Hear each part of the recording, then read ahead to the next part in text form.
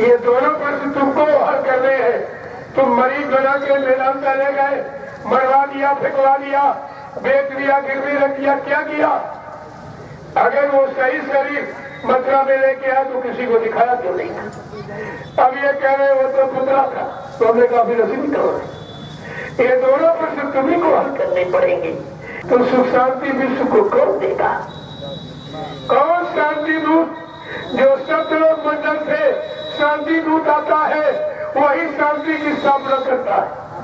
बाकी ये काम किसी के बस की बात नहीं है। तुम्हारे पास तो कोई शोषण का वचन ही नहीं है। प्रेमियों, मेरा छठा प्रश्न है। ये लोग कहते बाबा जी बीमार थे। मैंने कहा बाबा जी कहते बच्चे मेरे कोई बीमारी नहीं, हम तो तुम्हारी सबकी बीमारियों को लेकर बैठे हैं, मेरे कोई बीमारी नहीं। चलो स्वास्थ्य लाभ के लिए मेदांता, गुड़गांव, हरियाणा आप ले गए, अच्छी बात है।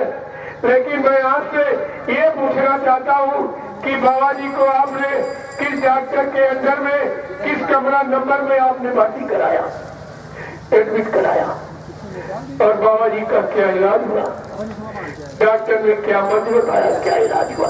क्योंकि बाबा जी कहते मेरा आध्यात्मिक शरीर बच्चा सुई इंजेक्शन मत लगवाना, मेरा ब्लड ग्रुप विश्व में किसी से मिलता नहीं है, इसे खून उन पर चलवाना। प्रेमियों, करोड़ों रुपए जो खून की सेवा सुनी गई, कहाँ चली गई? क्या कुंडलों खून चला था? वो कौन महान व्यक्ति निकला जिसका ब्लड ग्रुप बाबा जी से मिल गया? आपको ये सब बताना पड़ेगा। ये हंसी मजाक मस्करे की बात नहीं है, ये तो हकीकत है जो समय से सबने खोली और खोल करके लोगों के कान तक पहुंचाई। नहीं, आप भविष्य में कहोगे आप सब कुछ जानते थे, आपने ये भेद खोला क्यों नहीं? लोगों को बताया क्यों नहीं? आप भी किसी स्वार्थ लोग लालच में बने थे क्या? तो आप ये नहीं कर सकते। वो ये सब चीजें प्रेमियों, इन्होंने एक प्रचार किया ऊपर गया ऊपर कि बाबा जी बीमार, मैं बीमारी हालत में इनको मैदान करेंगे, अच्छी बात। और प्रचार किया कि डॉक्टरों ने कहा कि बाबा जी को 60% आराम होगी। आप लोग स्वास्थ्य सेवाएं बढ़ा के दो, बंधेगी नहीं, टाइट कितनी बढ़ा के स्वास्थ्य सेवाएं 4-4, 5-5 अंकों में वसूली गई। फिर कुछ दिनों के बाद इन्होंने कहा, डॉक्टरों ने जवाब दे दिया और बाबा जी को मथुरा आश्रम ले जाओ, इनके कहने के अनुसार। और कहा मैं बाबा जी को दोपहर 2 बजे मथुरा आश्रम लेके पहुंच गया, इनके अनुसार। तो जब तुम ले गए थे जिंदा तो कमरे में बंद करके ताला डाल क्यों कर रखा? क्या बाबा जी को चोट डकैत थी या किसी और के घर में थे? अपने आश्रम और अपने गुरु परिवार के साथ थी, वहाँ ये सब करने की क्या जरूरत थी? इन लोगों ने मौत का प्रचार कब किया? रात को 9:52 पर कहा बाबा जी ने शरीर छोड़ दिया, इनके कहने के अनुसार। प्रेमियों, सब लोग पढ़े लिखे हो, जरा हिसाब लगाओ, 2 बजे दोपहर और 9:52 रात कितना समय रहा? 7 घंटे का। 7 घंटे बाबा जी जिंदा रहे, इनके कहने के अनुसार। तो 7 घंटे में सबको दर्शन करा दिया होता, आत्मशंका नहीं रहती को। लेकिन 7 घंटे जिंदा रहे तो कमरे में बंद करके ताला डाल के क्यों रखा गया? ये क्या है? ये क्या है? मैं आपसे पूछ रहा हूँ। तो ये सब चीजें अब ये सब आपके सामने उजागर होने वाला है। सामने आके खड़ा हो जाता तुम्हारी। संत महापुरुषों फकीरों को कोई परेशान नहीं कर सकता, तुम खुद ही परेशान हो रहे हो, उनको नहीं कर सकता कोई परेशान। बाबा जी ने एक इशारा भी किया था कि जो संतों से टकराएगा वो चूर चूर हो जाएगा। ऐसा ऐलान समय से आपके सामने किया गया और आपको ये सब ध्यान में रखना चाहिए। प्रेमियों, मैंने वेदांता से प्रमाण मांगा कि जब तुम्हारे यहाँ मरीज कोई भर्ती होगा तो फाइल बनती मरीज की, आप वो बीमारी की फाइल दे दीजिए और डिस्चार्ज स्लिप किस तारीख में जिंदा मुर्दा बाबा जी को आपने अपने हॉस्पिटल से डिस्चार्ज किया। ये मांगने पर वेदांता सब इनकार कर रहा। वो कह रहा मेरे यहाँ इस नाम के व्यक्ति भर्ती ही नहीं हुए। कितना झूठ बोलेंगे और इस झूठ को कैसे छिपा पाओगे। वेदांता क्या कह रहा कि मेरे यहाँ इस नाम का व्यक्ति भर्ती ही नहीं, जब भर्ती नहीं हुई तो मर कैसे गए, ये बताना पड़ेगा। ये दोनों प्रश्न तुमको हल करने हैं। तुम मरीज बना के वेदांता ले गए, मरवा दिया, फेंकवा दिया, बेच दिया, गिरवी रख दिया, क्या किया। अगर वो सही शरीर मथुरा में लेके आया तो किसी को दिखाया क्यों नहीं। अब ये कह रहे वो तो पुतला था, तो हमने काफी रसीद करो। ये दोनों प्रश्न तुम्ही को हल करने पड़ेंगे। यही प्रेमियों, यही गेर है कि आप फंस जाएगा, कोई निकाल नहीं पाएगा, टूट जाएगा, फिर बड़े बड़े मगरमच्छ फंस जाएंगे। यही सारा देखिए महापुरुषों का कितने पहले से और आज तक तुम्हारे सामने से कोई प्रमाण सही आज तक नहीं।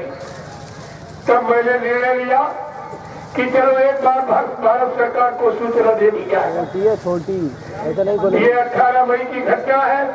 मैं 28 मई को 700 प्रेमियों को लेकर वो जंतर मंतर भूमि के नाम से निकाली जा रही दिल्ली में, जहाँ लोग भारत सरकार से न्याय मांगने जाते। मैं वहाँ पहुँच गया। प्रेमियों ने प्रधानमंत्री गृह मंत्री को ज्ञापन दिया, उनसे रिसीविंग ले लिया। मैंने 1.5 घंटे मीडिया से वार्ता किया।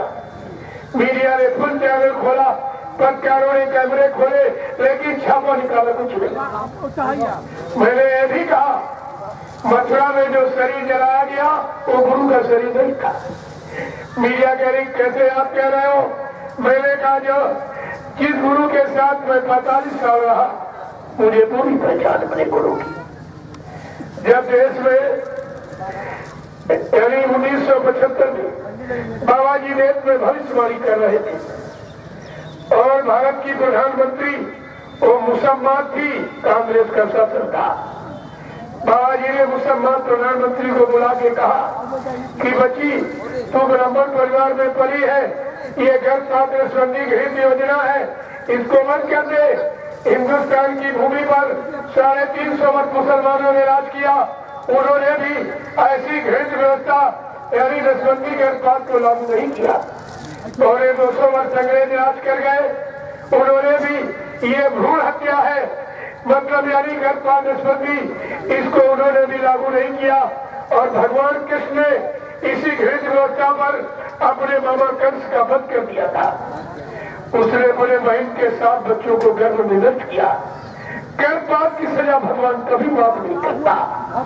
क्यों बच्ची तुम्हारा करा रही हो, इसको बंद करा दो, नहीं आगे आने वाला भारतीय इतिहास तुम्हें भविष्य में माफ नहीं करेगा। बाबा जी ने कहा ये हिंदुस्तान आजाद हो गया। आजादी की खुशहाली के लिए जो भारतीय संविधान सब ऋषियों के द्वारा लिखा गया, प्रेमियों पहला सिद्धांत है, पहला कानून, जिस दिन हमारा हिंदुस्तान आजाद हो जाएगा, चुंगी, टैक्स बैरियर, परमिट, लाइसेंस जैसी घृणित व्यवस्था को नहीं रखा जाएगा। महंगाई गरीबी को रुकवा दिया जाएगा, टैक्सों की भरमार का रास्ता बदल दिया जाएगा। ये सब और तुम तो बच्ची धुआं करा रही हो, क्यों भारतीय संविधान पर कलंक लगा रही हो। आगे आने वाला भारतीय इतिहास तुम्हें भविष्य में माफ नहीं करेगा। सही सच्ची अच्छी बात बताने पर वो मुसलमान नाराज हो गई। उसने 29 जून 1975 को बाबा जी को इमरजेंसी आपातकालीन लगाकर जेल में बंद कर दिया और दबाव डाला अपने शिष्यों से मेरा प्रचार करा दीजिए, मैं आपको हेलीकॉप्टर दूंगी, बहुत सारा रुपया मैं दूंगी। बाबा जी ने टपक के जवाब दिया, होश में है, किससे बात कर रही है। अगर तुझको अपनी अमीरी पर गर्व है तो मुझको अपनी फकीरी पर नाज है। मेरा जेल में आने का मुहूर्त है, जब तक वो मूर्त घड़ी समाप्त नहीं होती तो मुझे जेल से निकाल नहीं सकती। और जिस दिन मूर्त घड़ी खत्म हो जाएगा एक पल सेकेंड के लिए तो मुझे जेल में रख भी नहीं सकती। ऐसा कहने पर और नाराज हो गई। उसने बाबा जी को बेड़ी हथकड़ी डाल दी और 10 किलो की जंजीर पैरों में रखा दिया। देखो प्रेमी सत्य और अच्छी से अच्छी बात कहने पर महात्मा फकीरों के साथ ये व्यवहार हो रहा है। क्या होगा आखिरकार ये करने पर क्या इल्जाम हुआ? वो सारा मुसलमान का परिवार प्रेत योनि में चला गया, सब गोली से मारी गए। हो गया कंधों से टकराने का ये फल मिलता है। ऐसा कीजिए, नहीं फैलेगी यार, तुम तो कैसे करो? डंडा लाओ, ऐसा कीजिए। डंडा ले लो। और मतलब जब इस तरह का माहौल बन गया और फिर कटघरे में बंद कर दिया बाबा जी को। कहा जब इनको खाना पानी नहीं मिलेगा, प्रकाश और हवा नहीं मिलेगी, बाबा बन जाएगा। हेलो, जब दिल्ली की तिहाड़ जेल में वो कटघरा खोला गया 6 महीने के बाद एक भव्य प्रकाश निकला। कर्मचारी अधिकारी जेल के अचंभित हो गए कि ये क्या हो गया। तुरंत मुसलमान के पास सूचना भेजी कि बाबा जी मरे नहीं बल्कि ये चमत्कार हुआ। वो मुसलमान घबरा गई।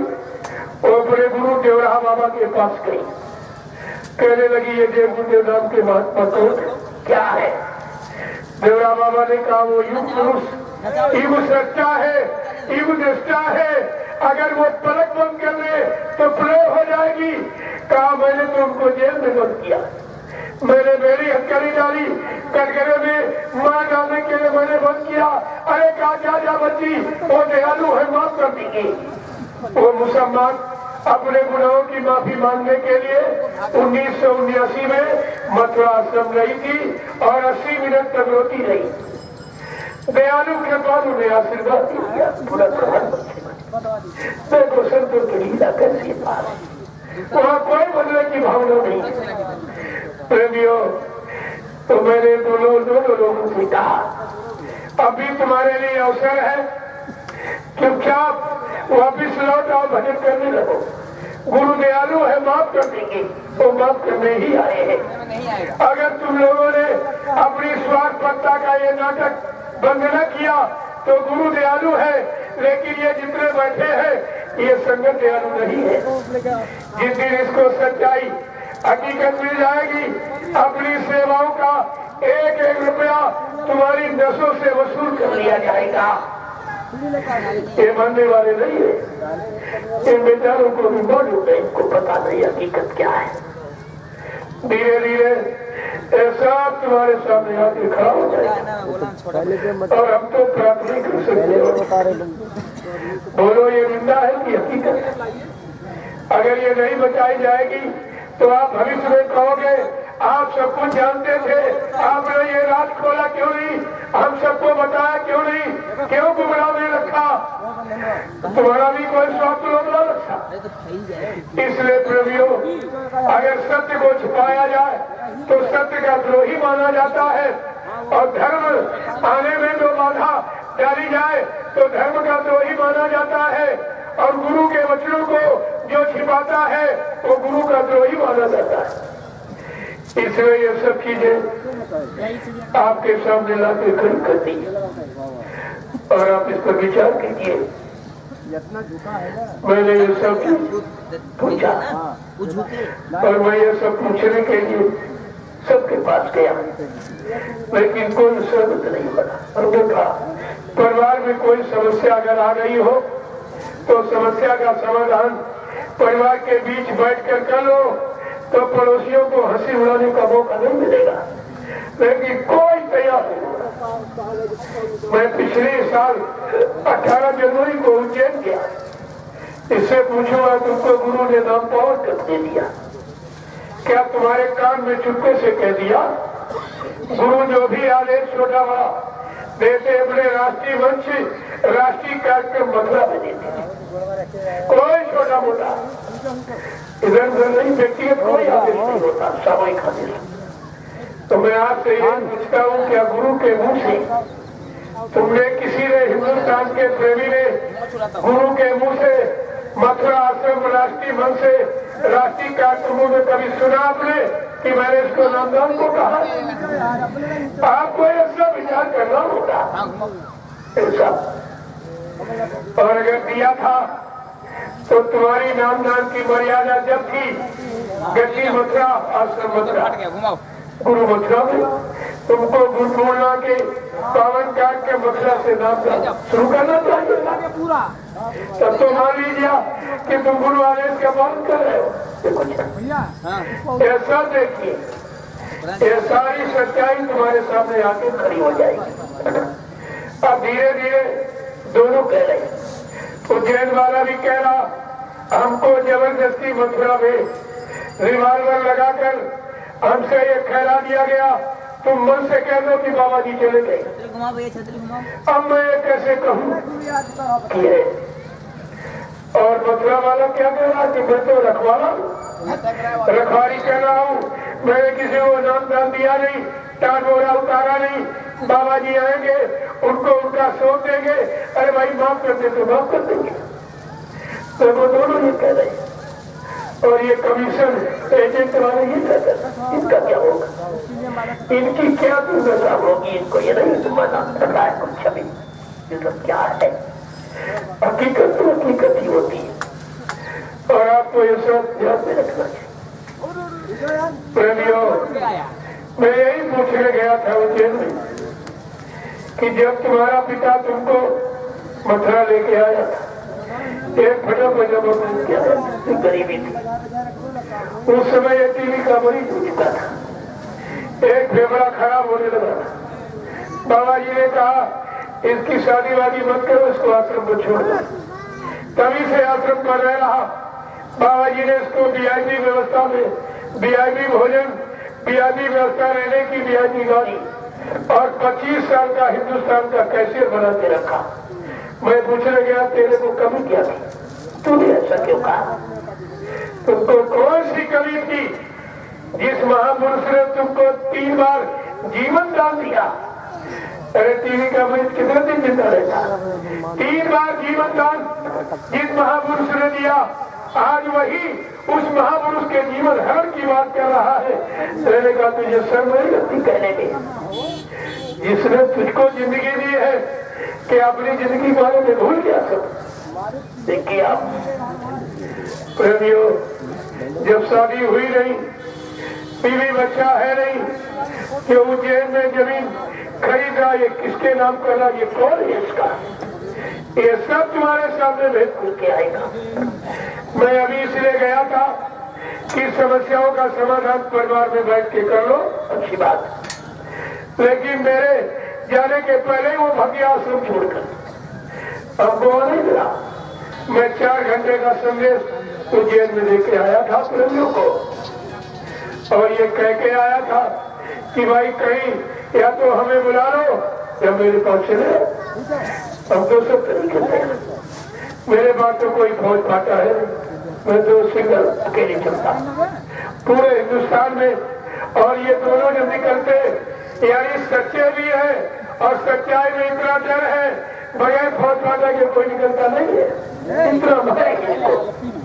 अरे गुरु भक्त को 3 लोग भय लाए, जो गुरु का सच्चा भक्त है उसको 3 लोग तक कोई बाल बांटा नहीं कर सकता है। ये सच्चाई है और गुरु भक्ति का सच्चा इतिहास है। आपको ये सब विचार करना चाहिए।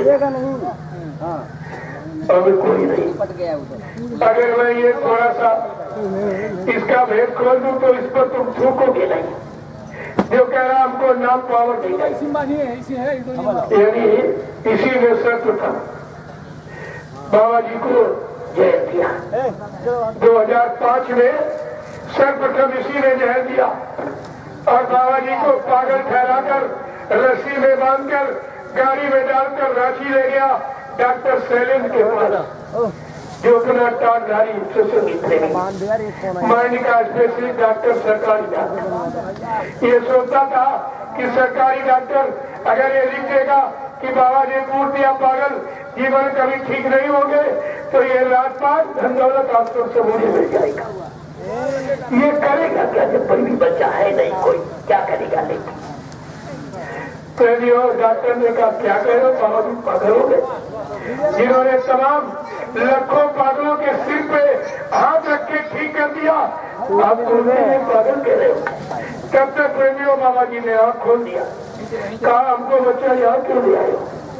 बस उसी समय से इनको शंका हो गई, चिंता हो गई, ये रात बाबा जी कभी संगत में न खोल दे, न संगत हमको मार डालेगी। तभी से मारने की जहर देने की प्रक्रिया को तेज कर दिया गया। आप लोग मथुरा जाते रहे हो, देखा होगा मंदिर के परिसर में एक चार्ट लगाया गया था, उस चार्ट में जहर की पुड़िया छिपकाई गई। पूछा गया कि स्वामी ये कहाँ से, कहा बच्चा सब मेरे शरीर से निकला। कहा किसने दिया, कहा सब तुम्ही लोगों ने दिया। इन लोगों ने तुरंत मोड़ दिया, कहा तुम लोग बड़े बड़े नाखून रखा के आते हो, चरण स्पर्श के समय नाखून मार के गुरु को जहर चढ़ा, ये कोई मानने वाली बात है। अरे जब चोर चोरी करने जाता है कुछ न कुछ तो वंश छूट ही जाता है पकड़ का। ये सब देखिए, मैं ऐसा पूछने गया 2010 में बाबा जी ने एक आदेश जारी किया, कहा बच्चा आज तक मैंने जितने आदेश दिए हैं मैं सारे आदेशों को निरस्त कर रहा हूँ। मेरे यहाँ कोई अध्यक्ष मंत्री भी नहीं रहेगा, वक्ता प्रवक्ता भी रहेगा नहीं रहेगा, सब लोग सेवादार बनो, भजनानंदी बनो। परिवर्तन सेवादारों से भजनानंदियों से होगा, अध्यक्ष मंत्रियों से वक्ताओं से परिवर्तन नहीं होगा। 2010 और 11 में एक फिर आदेश किया बाबा जी ने कि मैंने हिंदुस्तान में किसी को भी नाम देने का मैंने कोई आदेश नहीं किया और न भविष्य में मेरी कोई अभी ऐसी सोच है। ये सब आदेश कहाँ चले गए? अरे मैं तो पूछ रहा हूँ आपसे,